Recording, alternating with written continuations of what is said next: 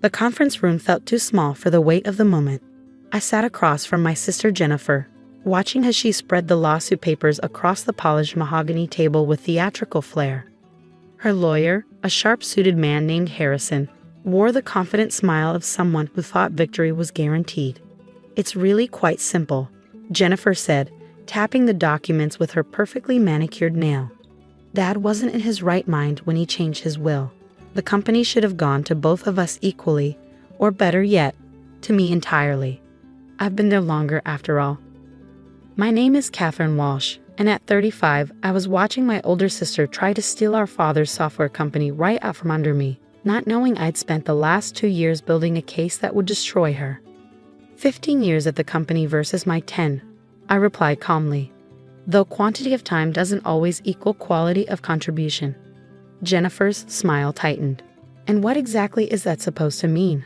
Just an observation. I kept my tone neutral, careful not to show my hand. You've certainly been busy during your time there. If she caught the double meaning in my words, she didn't show it. Instead, she turned to her lawyer with an exaggerated sigh. See what I mean? This is exactly why Dad couldn't have been thinking clearly.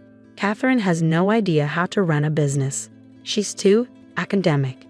The way she said it, like being thoughtful was a weakness, reminded me of all the times she dismissed my careful analysis in favor of flashier, riskier strategies. Strategies that I discovered often involved creative accounting. The lawsuit is quite straightforward, Harrison interjected. We have evidence suggesting your father was unduly influenced during his final months. The change in his will, making you sole heir to Walsh Technologies, appears suspicious given the circumstances. I raised an eyebrow. What circumstances would those be? Your sudden interest in the company's operations, Jennifer cut in. The private meetings with Dad. The way you manipulated him during his illness. The irony of her accusing me of manipulation almost made me laugh. Instead, I opened my laptop. Would you like to see what those private meetings were really about? Jennifer waved dismissively. Your little spreadsheets and analysis reports. Please, this is about justice. About what Dad would have wanted if he'd been thinking clearly. Dad was thinking very clearly, I said softly, especially after I showed him the audit results. For the first time, I saw a flicker of uncertainty in her eyes. Audit. I typed in my password, pulling up files I'd spent 2 years compiling. It started with discrepancies in the international division's accounts. Small things at first, expenses that didn't quite add up, contracts with irregularities. But you know how I am, too academic, always digging deeper. Jennifer's confidence wavered slightly. Those accounts were properly managed. I oversaw them personally. Yes, you did. I turned my laptop toward her. Very personally, from what I found. Especially the offshore accounts in the Cayman Islands. The color drained from her face as she recognized the account numbers on the screen. Harrison leaned forward, frowning as he studied the display. Ms. Walsh, he began. What exactly are you implying? I'm not implying anything, I replied. I'm stating facts. For the past 10 years, Jennifer has been systematically embezzling from Walsh Technologies. Small amounts at first, carefully hidden in international transactions. But it grew bolder over time, didn't it, Jen? Jennifer stood up so quickly her chair rolled back and hit the wall. This is ridiculous. You're making accusations without proof because you know you're going to lose the company. I clicked to the next file. Here's proof. Every transaction, every hidden account, every fake vendor contract you used to funnel money out of the company. Dad saw all of this 2 years ago. That's what our private meetings were about, me showing him exactly how his trusted daughter had been stealing from him for a decade. Harrison was now looking at Jennifer with growing concern. Ms. Walsh, if these allegations have any merit. They don't, Jennifer snapped, but her voice had lost its confidence. This is just Catherine trying to distract from the real issue. Dad wasn't competent when he changed his will. We have doctors willing to testify. Doctors you paid to say what you wanted. I finished for her. Yes, I found those transactions too, along with the emails where you discussed exactly what you needed them to claim about Dad's mental state. Reaching into my briefcase, I pulled out a thick folder. This is just a summary of what I've discovered. The full documentation has already been submitted to the FBI's Financial Crimes Division. They're particularly interested in the international aspects of your schemes. Jennifer sank back into her chair, her carefully constructed facade crumbling. You're bluffing. You couldn't have tracked everything. I was careful. Not careful enough. I opened the folder, revealing page after page of detailed financial records. Did you really think I spent the last 2 years just letting you plot against me? Every time you moved money, I followed it. Every fake contract you created, I documented it. Every person you bribed or threatened, I recorded it. Harrison was now gathering his papers, his earlier confidence replaced by professional concern. I think we need to take a break and reassess our position. Good idea, I agreed. Though you might want to review your ethical obligations as an attorney, especially regarding the presentation of falsified medical evidence in a lawsuit. He paled slightly, nodding as he quickly packed his briefcase. Jennifer, we should discuss this privately. But Jennifer wasn't listening.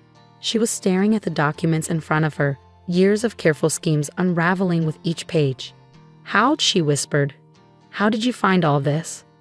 You taught me well, actually, I replied. All those years of dismissing me as too academic, too detail-oriented. It turns out those qualities are pretty useful when investigating financial fraud. The aftermath of that meeting unfolded exactly as I planned. Harrison withdrew from the case immediately, unwilling to risk his reputation on a lawsuit built on fraudulent evidence. Jennifer, faced with overwhelming proof of her crimes, tried desperately to regain control of the situation. We can work something out, she said, following me to my office. Some kind of arrangement between sisters. I set my briefcase down, turning to face her. Like the arrangement where you stole millions from Dad's company while plotting to take it from me entirely. That money was just insurance, she insisted. I worked just as hard as you did. I deserved. You deserved? I cut her off. Let's talk about what you deserved. Dad gave you everything, the best education, the best opportunities, a high-level position in his company straight out of college. And how did you repay him? By stealing from him for 10 years.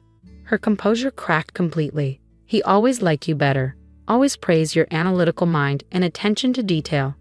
I had to protect myself. Protect yourself. I pulled up more files on my computer. Is that what you call creating fake vendor companies to funnel money offshore, or bribing doctors to question Dad's mental competency, or threatening employees who noticed accounting irregularities? She paled at that last part. Who told you about the threats? Marcus in accounting, Sarah in legal. Pretty much everyone you tried to silence. I turned my screen toward her. They kept records, Jen.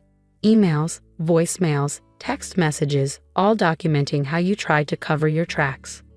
The next day, the FBI arrived at Walsh Technologies with a warrant. I watched from my office as they escorted Jennifer out. Her designer suit and perfect makeup a stark contrast to the handcuffs around her wrists. The investigation uncovered even more than I found. Jennifer's embezzlement totaled over $12 million, carefully siphoned through a network of shell companies and offshore accounts. She'd been thorough in hiding her tracks, but my 2 years of investigation had unraveled every scheme.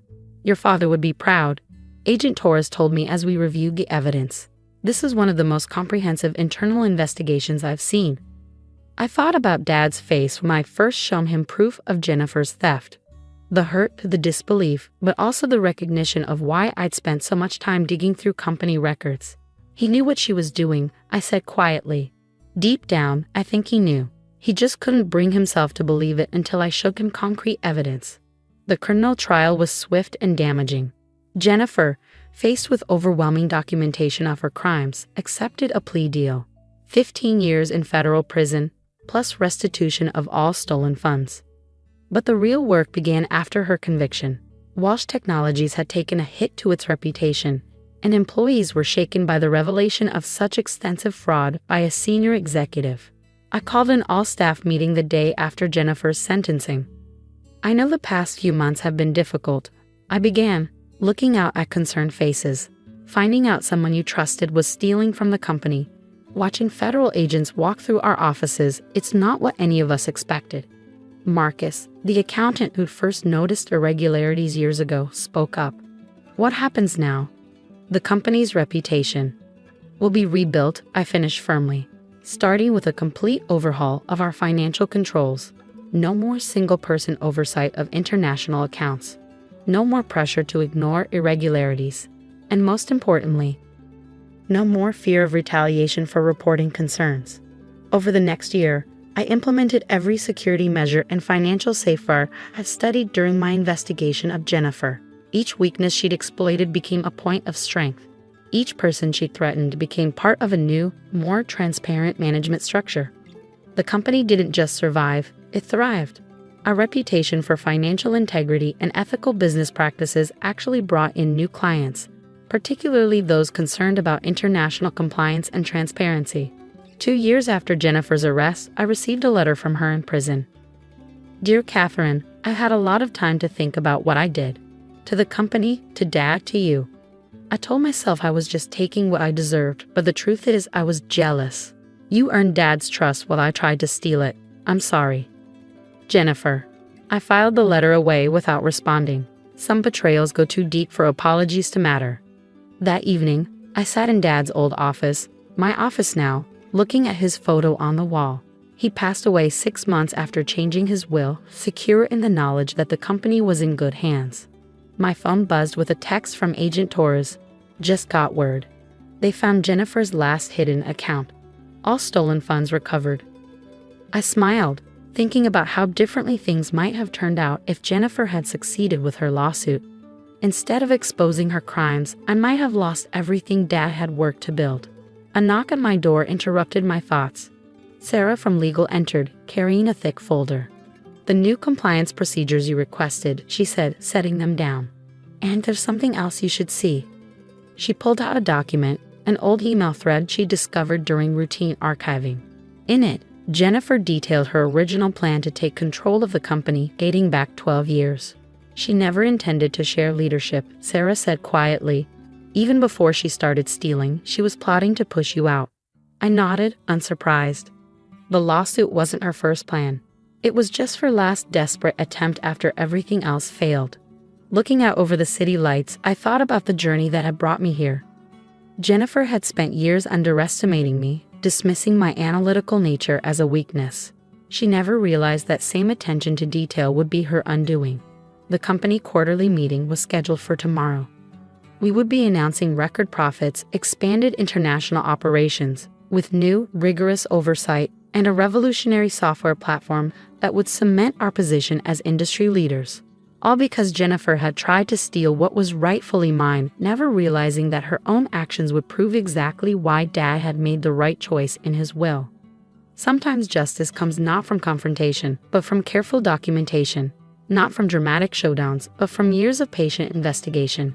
Jennifer had wanted a quick victory through legal manipulation.